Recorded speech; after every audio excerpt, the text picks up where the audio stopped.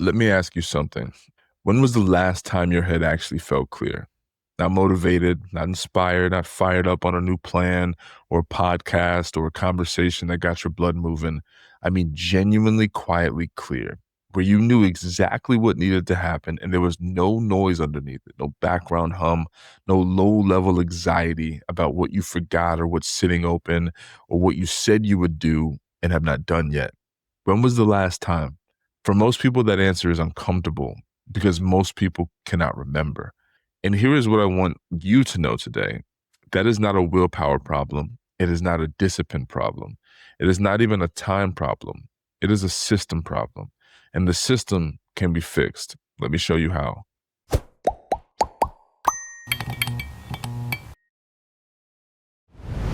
Welcome to Think Like a Leader. I'm Dorian Albritton. This is where we talk about self-leadership, follow through, clarity, and building a life that actually feels like yours. This is episode 2 of the Lead Yourself First series. Last episode, we talked about why a clear head matters more than more time. Today, I want to go somewhere more personal because the clearest illustration of what I'm teaching you today did not come from a book or a framework or anything like that. It came from the worst season of my life, or at least the most unfamiliar, and it changed everything for me.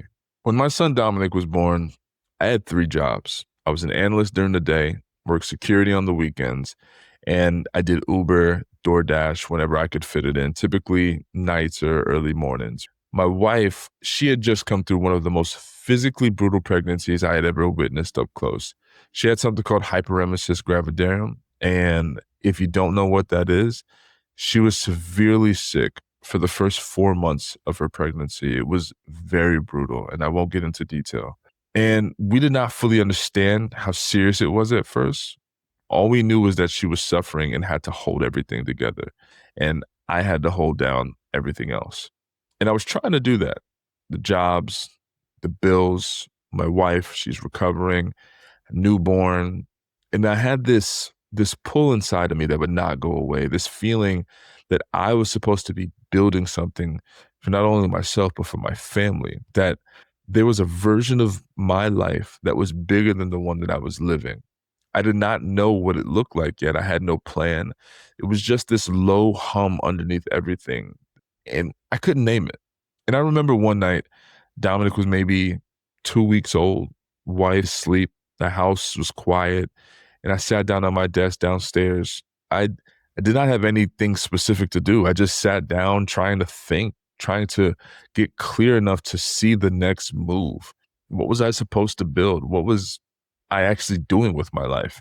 And there was no answer coming yet, just quiet. And it wasn't an anxious loud, not crisis loud. It was just full. Imagine someone pulls every drawer open in your house and just leaves it open. Like nothing's missing, nothing's broken, but I couldn't find anything because I could not move from one thought to the next because there was just so much in between. Emails, calls I needed to schedule, financial decisions I hadn't made yet, not following through on what I told my wife that I would handle and I didn't handle, obligations maybe I made to someone that I had not done yet. The question about whether to pick up another shift, to work some more, to make more money, all of it was there. None of it was organized, and all of it was pulling at me. And here is what hit me in that moment. I had time. I had a quiet house. I had the window that I had been waiting for, and I could not use it. Not because I was lazy, not because I didn't care, because my head was being used as storage, and there was no room left for actually thinking. Now, I want you to understand something about your brain. It is remarkable. Genuinely, it solves complex problems in real time. It reads people, it generates ideas from nothing, it processes language and emotion simultaneously. It has been doing this your entire life without you ever having to ask it to do it. But it is not a storage system. Your head is not a storage system, it is a processing system. Those are 2 different jobs.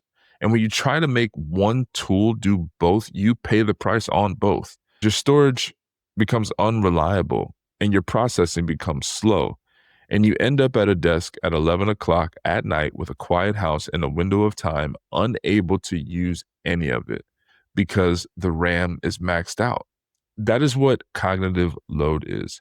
Researchers have a name for it. I just call it the tax you pay for carrying everything in your head.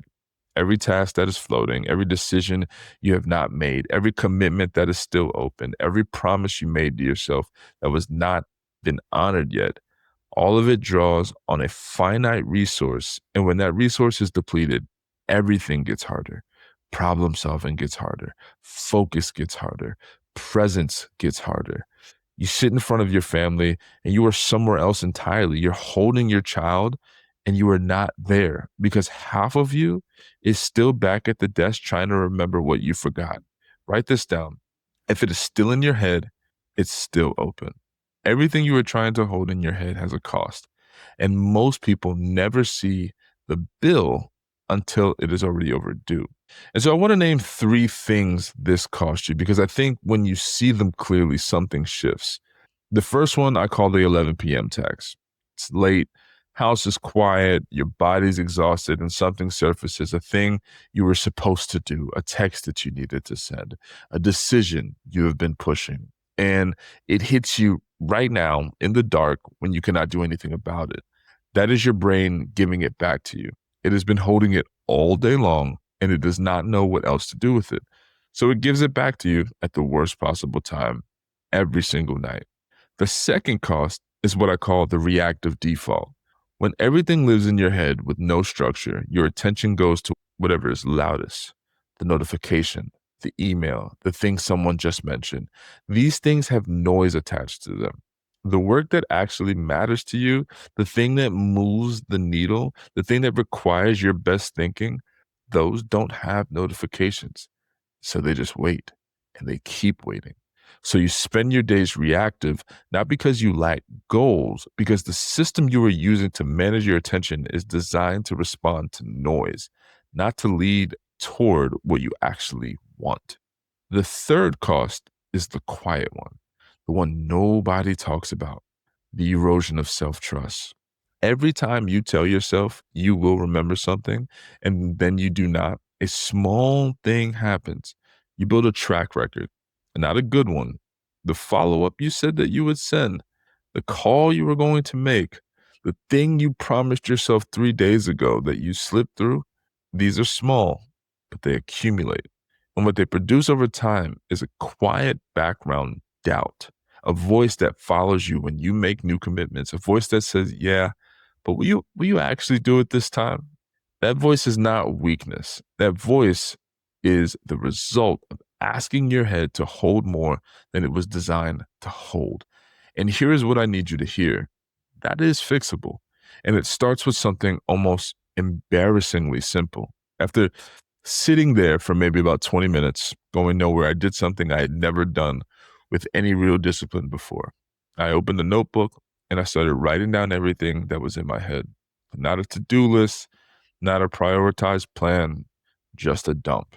Every task, every pending decision, everything I had told myself I would get back to, every commitment still floating, every question I had been carrying, every obligation I had made and not fulfilled. I just wrote it all down. And it took about 15, 20 minutes. And then something happened that I was not expecting. Everything went quiet. Not dramatically, not like a movie moment, right? But just quieter. The full drawer feeling that I described, it started to ease. And I sat there looking at this notebook and I thought, all of that was in my head. My God. Every single thing on this page was running in the background while I was trying to work, trying to be present, trying to think clearly, trying to be available to my wife and my son. And now it is here on paper where I can actually see it, where I can work with it, where it's being held by something designed to hold it. The notebook doesn't forget. That is the shift. And I need you to understand that it is not about productivity. This is not about getting more done. This is about what actually means to lead yourself. When you capture something, the moment it enters your awareness, you are making a decision. You are saying, this matters enough to put it somewhere real. You are taking your own intentions seriously the second they show up. And here's what the opposite looks like. When you let things float, when you trust your head to hold it, you are teaching yourself something. You are teaching yourself that your own commitments are optional, that they only count if they survive the noise. And when they do not survive, when they do get lost, you file another piece of evidence in the wrong column. Capture is the first act of taking yourself seriously. Let me give you a picture for this. Now, imagine you are carrying groceries from your car to the house and you decide that you're going to do it in one trip. So you load up all your arms, bags hanging off every finger, the milk under one arm, the eggs balanced on top of everything. You're walking slowly, carefully, terrified that something's going to fall. That is what it looks like to carry everything in your head. You're moving technically, but you're moving at a fraction of the speed that you should be. Everything is fragile. One unexpected thing and something drops. Now imagine you take 2 minutes at the car, you put everything into one or two bags, you distribute the weight properly, and you walk into your house with both hands actually working. It's the same load, completely different experience. That is what capture is. One place. That is the entire instruction. Pick one place where everything goes, a notebook, a notes app, your voice memo. One place, not three different apps, not sticky notes on four different places. One place, everything goes there every time. And the rule is the moment something enters your awareness, it goes there, not later, not when you get a chance, the moment it surfaces. Because the moment you say, I will write that down in a minute, it's already at risk. Capture and evaluation are two different moments. When you capture something, you are not deciding what to do with it. You are not organizing it or prioritizing it. You are just getting it out of your head and into the system. The deciding happens later in a dedicated window when you can sit down and work through the list. Capture first, evaluate later. Keep those separate. So before today is over, pick your one place and do a full brain dump. Write down everything that is currently living in your head, tasks, decisions, pending conversations, things you said that you would do, ideas that you don't want to lose, all of it. Do not organize it, do not prioritize it, just get it out. Then look at what you wrote. That is what has been running in your background. That is what your head has been holding while you are also trying to do everything else. That is what you're going to stop carrying in the wrong container. If you want a structured way to do this, the open loop reset walks you through a full brain dump, helps you sort what is actually open, and gets the first things moving toward closed or scheduled. The problem was never that you could not handle the load. You have handled extraordinary things, more than you probably give yourself credit for. The problem was the container. You've been carrying your life in the wrong one. Your head was built for thinking. Build a system for the holding and watch what happens when you finally give your processing power what it actually is designed to do. You cannot lead from a crowded mind. Let's clean it up. Let's get to work.